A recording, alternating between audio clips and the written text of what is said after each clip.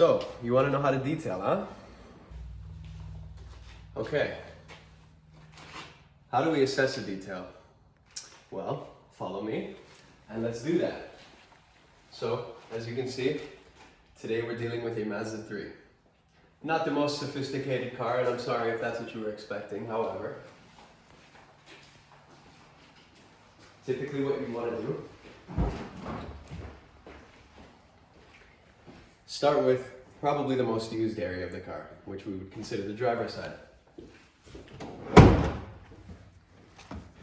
You want to do things like remove mats. Now, when you remove mats, the trick is try to fold it into, however you can, into an angle that will trap the dirt from recontaminating the vehicle.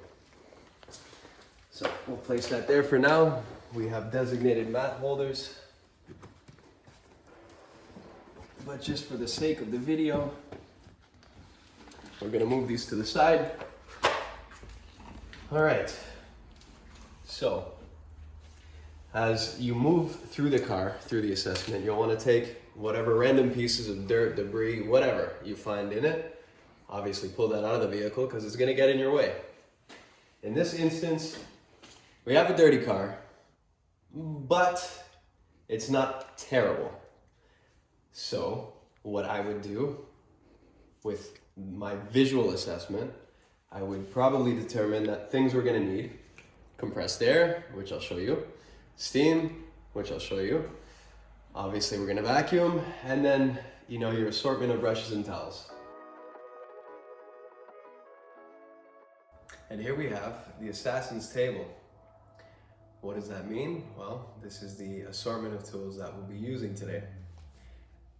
Maybe not all of them actually. For example, this is one of our favorites. It's a drill brush. In the instance of this car, I don't think we'll need to break this out, but it's nice to have it around. It's always something that I recommend you keep. Some of my personal favorites, I love my hard bristle, soft bristle brushes. So this one is a harder bristle for some of those deeper embedded things like sand, etc. You would typically use this one, I call it a sacrificial brush, and you would use this in the beginning detail to agitate the sand and the dirt in the beginning. You have a softer bristle brush for things like the hard plastics on the doors and anywhere else that you find you'd probably need to give it a good scrubbing. You've got a thin bristle brush, things like the corners, seat rails, things like that. This is a cool little tool. This right here is a vent towelette, let's call it. And exactly as it sounds, you would use that in between your vents. These are my actual favorites. These are the artist's touch right here. So these are what you would call boar hair bristle brushes, which actually share a commonality with makeup brushes. Another hard bristle brush, bigger one. Use it for seats, fabrics, carpets, whatever. Dream it up, it'll work. All-purpose cleaner, you're definitely gonna wanna invest in one of these. Invisible glass. This is God in a can. And you have your assortment of towels. So the fluffiness of the towel is actually called the pile, in case you didn't know that. So you'll want to invest in different sorts of piles. You'll find high pile, low pile. It'll take me a lot to explain that to you. A quick Google search will help you understand what I mean, but you've got your high pile towels, and these ones happen to be larger. These ones actually are better for plastics and windows, but you have to be a little bit careful on the plastics. And then you've got your sacrificial pile towels. So I would always suggest that you invest in some towels that are probably going to be overly abused, let's say in the beginning of the detail. Okay, and the last little assortment of tools, these are definitely probably the most useful ones. You have a McCulloch steam cleaner. This little unit has been incredible for details. It gives you a steady rate of steam, which some of the bigger and more expensive steamers that I've purchased and subsequently destroyed at some point did not last as long and did not steam as effectively as this little thing. So definitely many points to McCulloch for that. Compressed air, these come in all shapes and sizes and different forms. Some shops have internal units that are incredible. Hopefully at some point we'll upgrade to something like that, but however you can get compressed air, it's definitely a useful tool. And of course, everybody knows you gotta have a high power vacuum. And well, I think we should start getting to work.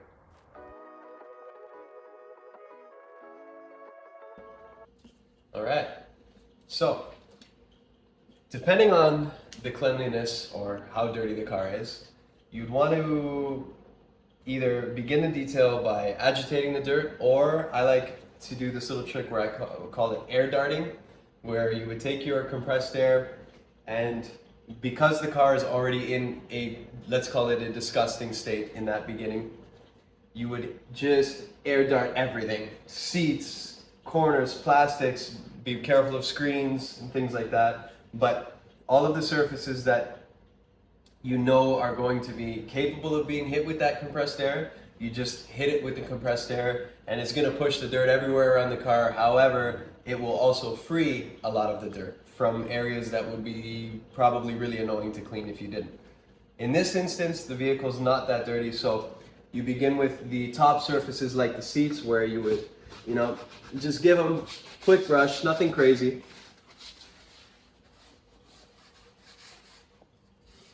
And you're just, exactly as mentioned prior, you're just agitating dirt. Sometimes you'll just push the dirt right off the seat, make your life a little bit easier. So since we're starting at the front, typically you want to move the seat all the way to the back so that you expose the seat rails to make sure that, you know, there's not any kind of crazy grime or grease or something in the that you're going to have to deal with. And you know, you're gonna get little bits, remnants of plastics and stuff. We'll go and throw that out after. And so you just kind of maneuver yourself into the most uncomfortable and awkward positions that you can. And go back to doing that agitation. Again, doesn't have to be perfect. You're really just trying to loosen dirt here. Right? Try to get into the corners of the plastic. So we will actually air dart that part, because when you get this wet in between here, as you can see, my finger's creating a pretty healthy amount of dirt out of the remnants of whatever's stuck there. So you can try to, with the brush, to get it out. That's why I call this a sacrificial brush, right? Do your best there. Now, this is sort of like a perfectionist extra step. To be totally fair with you, I don't think many people are going to expect you to really remove that dirt, but if you do, goes the extra mile. Okay, back to agitating. Agitate carpets.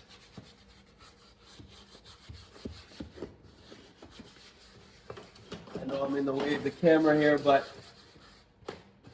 bear with me. Okay, so now the detail's done. We finish the video and we move on. No, I'm joking. Got the agitation done. We're going to then vacuum. So this next part would be loud if we do not remove the volume from it.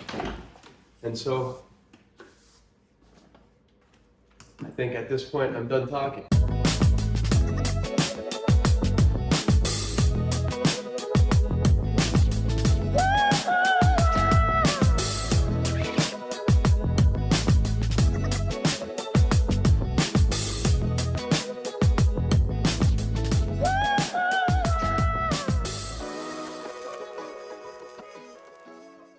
So this is one of my secret weapons. This is literally just like a plant sprayer, garden sprayer. You can get them from Amazon. I'm sure you can find them at your local hardware store. We have a bigger version as well, which is filled with all-purpose cleaner and fabric cleaner. This one is just warm water. So after you do a preliminary vacuum, and it's probably not going to be a perfect result because there's still more than likely going to be rocks and sand and things like that just trapped in the carpet. This will help sort of emulsify whatever is annoying, let's call it. Now, in this instance, we have salt because we live in Ontario, in Canada, and snow sucks. So, you're gonna take your garden sprayer, and what makes this such an effective tool is that you have a steady stream of hot water. Now, with modern cars, you have to be careful because they have a lot of potential wiring and things like that on the carpet. So just focus on those areas that are covered in salt, and realistically, if the car is that bad, you really can't avoid it sometimes. You just have to be realistic with the environment of each detail. So give it a couple pumps, which I've done already. We've gone ahead and done that, and you're gonna spray that salt down with that hot water. Sometimes, depending on how caked the salt is, it will take a pretty considerable amount of water. And then we're not going to be able to illustrate this shot, but what you'll want to do is get your head in there, get into the seat rail. I don't know if you hear me, but I hope you do. And you're just going to blast the corners. Okay. So we hit that nice. I like to hit the seat rail with the hot water. We're also going to use all-purpose and steam on it eventually as we're doing the floor. So now with the hot water, basically what you're doing is just covering the carpet in a good little layer of it, so that when you go to brush it, I'm going to show you in the next step here. Okay. The purpose of that hot water was to loosen some of that caked on dirt and mud. Now we're gonna hit, after a few pumps, we're gonna hit the floor with the actual cleaning product. So whatever fabric cleaner or all-purpose cleaner that you're using, hopefully a good one, and you're just going to, again, cover that floor in a good layer of it. Hit what you can hit. Sometimes you got to get creative. You'll use things like a wet towel, you'll use whatever really that your mind allows you to consider. So these are just bigger, tough bristle brushes.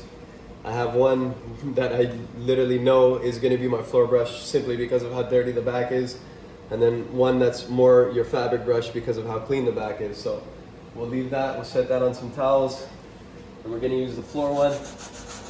And you just scrub. Put in some elbow grease.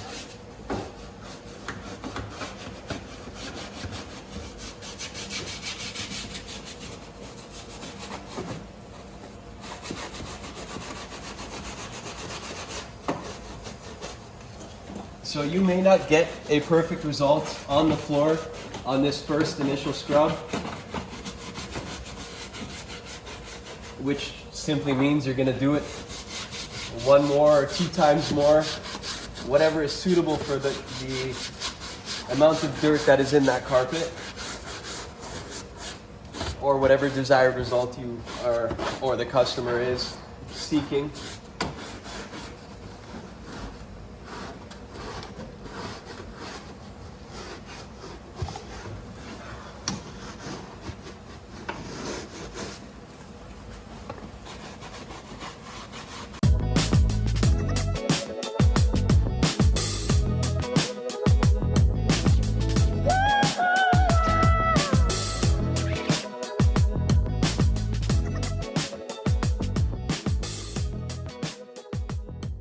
So I'm going to attack the doors, plastics, exterior door trim, and usually at the same time what I'll do is the exterior plastics here and the actual metal. How do we want to do that? So you're going to use your soft, hard bristle brush. Hard bristle, that softer brush, that's a tongue twister, I'm done with that one. And your boar hair bristle brush. So on this door, we have plastic that's hard touch, so we can be pretty aggressive with it. You want to be mindful of that. Depending on your experience, you might even want to do it without the gloves on, but these gloves, I like to get super tight ones. So you give the plastic a feel, and why you do that is if the plastic feels sort of like plush, you know, they call that soft touch plastic.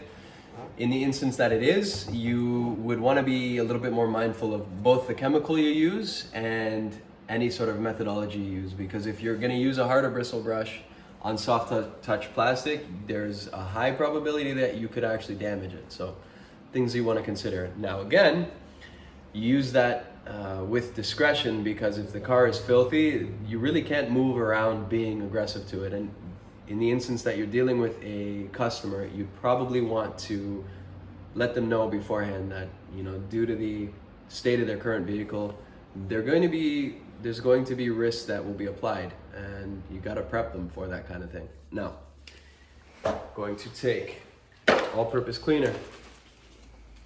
I like to start with the edges of the door. Don't worry if you hit the window, because you're gonna have to go over it. So in this instance, you just want to mist the plastic because it's not heavily dirty. And then you take your soft bristle brush and you just give it nice brushing. This is my favorite part. So try to find corners and edges. You might not get them on the first try. So when you go to dry the panel, which we'll do, I'll show you sort of what to keep an eye out for.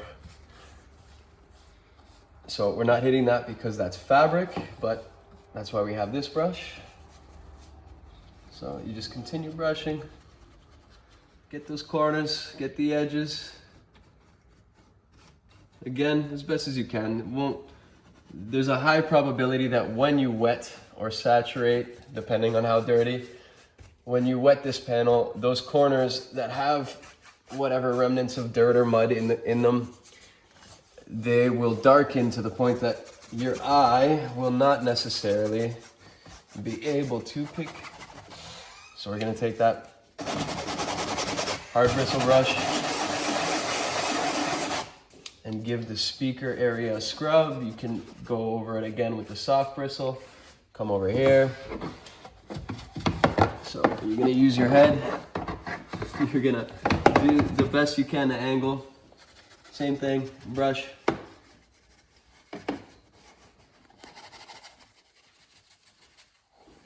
Okay, so we finished that brush. Now we're gonna take the hard bristle and we're gonna be gentle. Just scrub the fabric. The fabric is not dirty enough that we have to be very aggressive with it in this instance, but there will be times where you will need to be. Okay. Take your steamer. Get rid of the condensation. And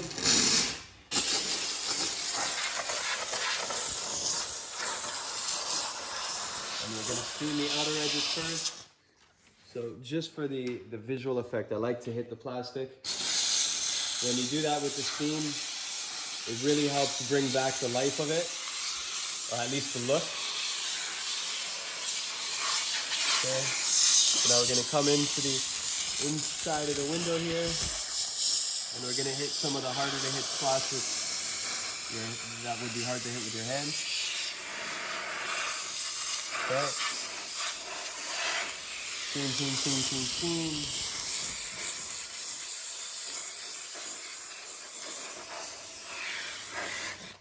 Be careful with your finger.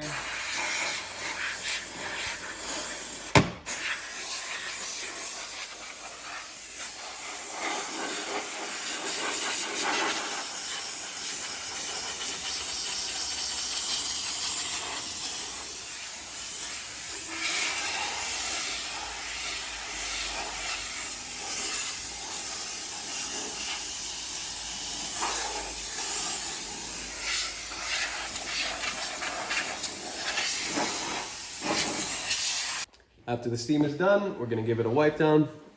So we'll start with sort of like a preliminary towel and just wipe what we can. So we're not actually searching to totally dry the panel with this first wipe, and I'll explain to you why. What we're basically just trying to do is to get the most excessive bits of water off of the panel so that when we come to do the next towel.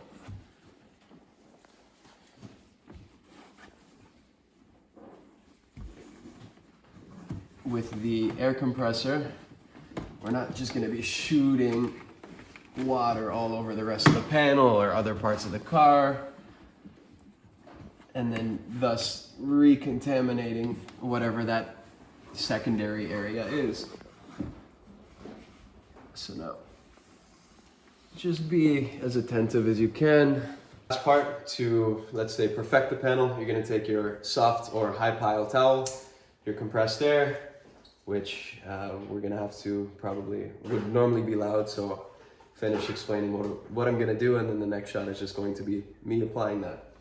So now with this towel, you're going to attentively finish the dry, and with the compressed air, you're gonna push out any remaining bits of mud, dirt, buildup, whatever is there, whatever exists. Let's start that.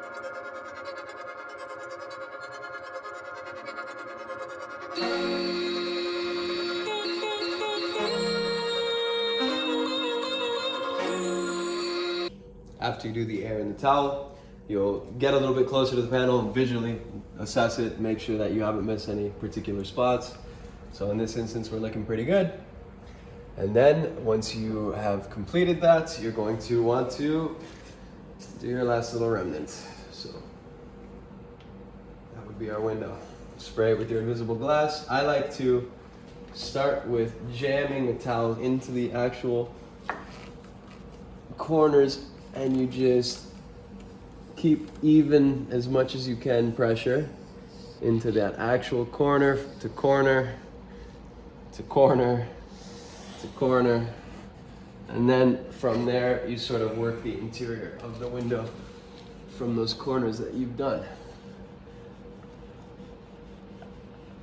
until you have that nice sort of even looking glass, and you just keep working that. Glass is always the biggest pain in the butt, unfortunately. And to be honest with you, the absolute best way to clean it is to use invisible glass or whatever cleaner that you prefer, but I like invisible glass and newspaper, believe it or not. But in this instance, the glass is not dirty enough, although on the exterior it's filthy. It's not dirty enough that we need to do that.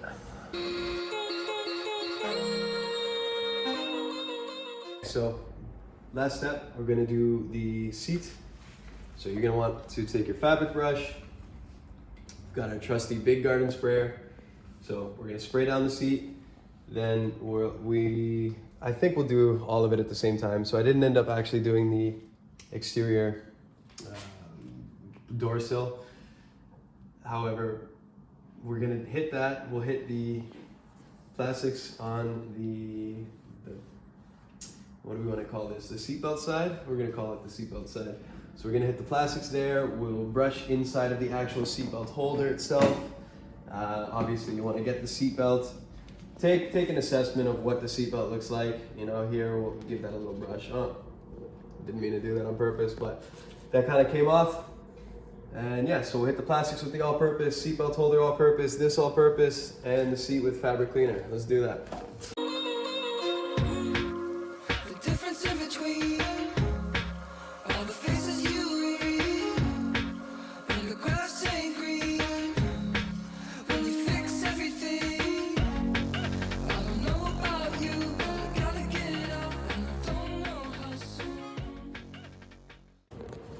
Okay, so after you saturate the seat, scrub the seat down, hit it with the vacuum, and then after you finish with the vacuum, you'll take one of your bigger towels and just give it a wipe down, visually assess.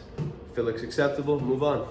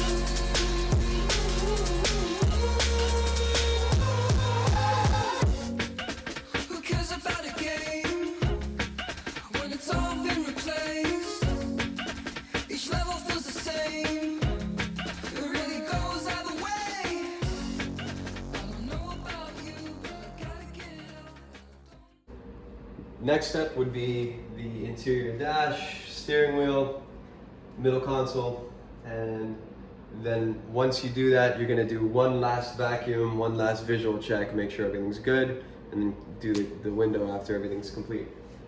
Due to the fact that this is a more time-intensive process, what we're going to give you is a time lapse, where myself and my other detailing partner Daniel are going to go through that process, which would be similar to the previous process you just watched, the door. Very similar steps. You're going to do things like spray the plastics with all-purpose, be mindful of screens, be mindful of any softer touch plastics. If you're going to use steam on this part of the interior, you have to be very careful on what you steam. You can steam things like the vent. I'd actually recommend you steam things like the vent, just for the fact that those typically are very difficult to clean. Steam the exterior part of the steering wheel. Be careful of any buttons. Definitely do not hit any of the screens or things like the speedometer, tachometer. Do not hit those with steam, and avoid hitting them with air. If you do, either distance the air pressure, lower the air pressure, or take a towel and air over the towel. But do not apply air directly to a screen especially, or any of those glass surfaces other than the windscreen. Go for it. I think we hit it all. Let's go to that time lapse.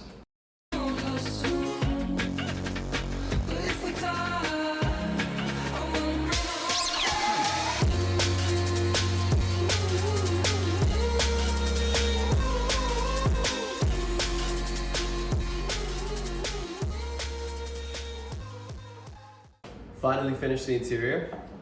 We're gonna clean the shop up. We'll present you some before and after so you can see sort of how it looks. Just do us a favor, if you have any questions or if you think we missed anything, definitely please comment. I would love to read them. Share some feedback, criticism, anything, recommendations. We're all ears for that kind of thing, so please don't be hesitant to do that. However, now that we're done that, going to show you how a detailer does an exterior. Just another world that I gotta get a grip of and hold on to. Just another world that I gotta get a grip of and hold on to. Just another world that I gotta get a grip of and hold on to. Just another world that I gotta get. All right, onto the exterior. First, let's talk about my new Gucci boots. Pretty stylish, I know. Why do we have two buckets? We actually have three. The third being the specific rim bucket. You could have four if you want to, but I really feel like you don't necessarily need to. So, what do we have in each bucket here? You've got your squeegees, towels, rags, whatever the heck you decide to use. I would definitely suggest something microfiber. And the bucket beside me is just a decontamination bucket, let's call it. So, within each of these buckets, there's a dirt trap. I don't think I'm gonna be able to pull it out. I should have thought of that prior. Oh, we got it. So this is a dirt trap that Chemical Guys supplies. I absolutely love these things. They do quite a good job at mitigating the dirt that you're going to pick up from the exterior of the vehicle. And they keep that dirt at the bottom. So this is just a bucket of neutral, warm water. This is just a bucket of warm water, neutral water, and soap. So typically what we'll do, we will give the exterior a spray, a preliminary spray, hit it with the soap. After, doing a panel or two, depending on how soiled the panel is, decontamination bucket, back to the soap, back to the car, repeat, repeat, repeat until you've completed the vehicle. After we do the sort of preliminary spray down with that pressure washer, we'll hit the rims. Because there's two of us, we'll kind of do them at the same time. I would definitely suggest hitting the rims first if you're solo. So I'll hit the rims, Daniel's going to start washing the vehicle down, then I'll pick up my towel or microfiber hand mitt, and I will basically go over what he's done with a clay bar in the other hand. I'll then clay bar it. What you would ideally do if you're solo, do the preliminary wash, do the rims, do the soak down, wash the whole car, then, as the car is wet, you're going to clay bar the car, wash that down, and then proceed to dry it. We are gonna kind of skip a step here just because we have the ability to. As you can see, we have soap behind me and a dirty rim. So Daniel is soaping the vehicle while I get the rim started here. So, what will you need for the rims? You're going to have your bucket with soap, dirt trap, hard bristle brush, soft rim brush,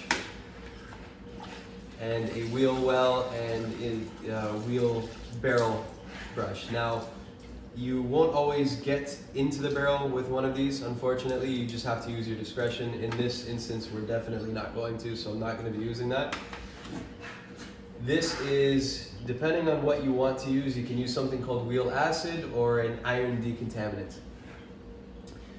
That will be responsible for cleaning the rim, the brake dust off of the rim, things like salt, etc. And just your all-purpose cleaner you're going to spray on the rubber. So, you want to spray the rim down as effectively as you can. Try to really hit it. Don't be afraid to use a pretty considerable amount of product. So it looks like we hit it there. We're gonna give that a second. While we wait for the iron decontaminant to work on the last rim that we sprayed, I'll come over to the next rim on that side, do the same sort of process, spray it down, and we'll let that do its job. So by now the time for the iron decontaminant to be effective should have come. We're going to spray the rubber down with an all-purpose cleaner. Take hard bristle brush and give it a good scrubbing.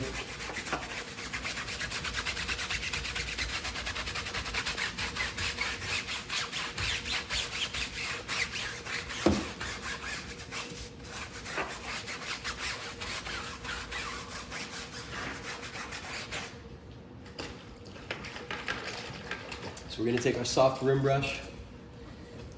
If it wasn't a 5-star pattern rim and it was something with spokes per se, you may not want to just solely use this brush. You'll want to go and get a boar hair bristle brush in order to get into the crevices. But because this is a plain rim, we don't have to be as indiscreet. As you can see, very easily clean that kind of wheel, this kind of wheel. And give it a dip, get rid of that remaining gunk on the rubber, and that is a rim and tire done. After you spray it down, you'll dry it off with a few different methods or alternatives, and that's a rim and tire done in regards to the cleaning process. After we finish soaping and clay barring the exterior of the vehicle, obviously we're going to power wash it down, and I'll show you the method in which we dry. So I like to keep my clay bar in my soap bucket to keep it sort of soft. You'll want to make a nice patty. You're never going to have a perfect pattern, so I'm not going to sit here and try to make one for the sake of a video. Make your patty, and when you clay bar, just do not apply pressure. You just want to clay bar the vehicle in sections. If you need to go over it because you can feel the texture is just not cleaning, that's okay. But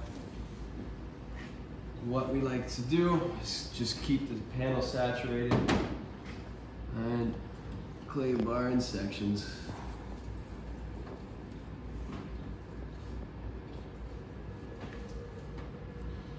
And once you get a little bit more confident in it, You can clay bar a little quicker. Okay, so we finished the hood. We're gonna repeat that for every panel. Same sort of methodology.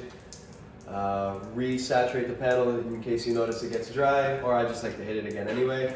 Clay bar all the way through the car. When you fix everything, I don't know about you, but I gotta get it out. So one last little sort of attention to detail step, I think that will really set a detail apart. If you notice that, you know, there's a lot of things like, I don't know, crevices, or just, for example, your front grille. Definitely take a boar hair bristle brush, some all-purpose cleaner. I've just got my soap bucket here, and get the brush wet, quick spray, quick brush. It really will make a difference in that last aspect of the clean. If you really focus on little things like that, you could hit the headlights.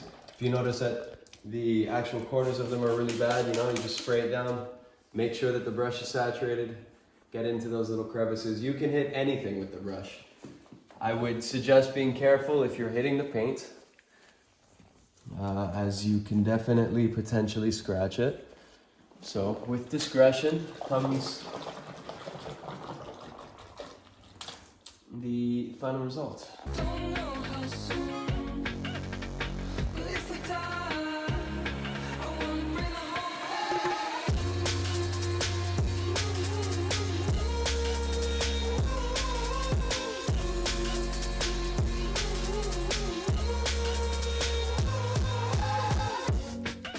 who cares about a game when it's all been replaced? This is the car in its last little stage here. So we've pressure washed the rest of the vehicle down after doing those steps that were illustrated before. The next step from here, so in this instance, we like to use a ceramic spray sealant, and it's this particular one that we use, you can actually use on a wet car, so it makes our lives immensely easier because the ceramic itself will separate the water. You can literally visually see it on the panel. As a matter of fact, why don't I give you an example? So this is our ceramic spray sealant. So just a quick example for video's sake. Give that half of the panel a spray, and you can sort of see immediately it starts to bead the water, and you just collect it in the towel. Again, do it in sections so that you get an even coat. And it will still leave a bit of water residue, but it makes it much easier to dry. You know, flip to a dry side of the towel, or if you keep a second towel with you, that is just specifically meant to do that last little drying bit. And you'll do that through the rest of the vehicle. That would be how you dry it. You hit the windows with the sealant, the plastics with the sealant. That's kind of the beauty of using ceramic. And I think that's pretty much it. So we want to thank you for giving this video a watch. We would definitely appreciate any feedback, criticism, comments, anything you deem. Any interaction would be amazing. So something like a like would really help us out, because apparently the YouTube algorithm is really friendly to that. And so yeah, like, comment. If you would give us a subscription, we'd like that too. That's about it. Thank you.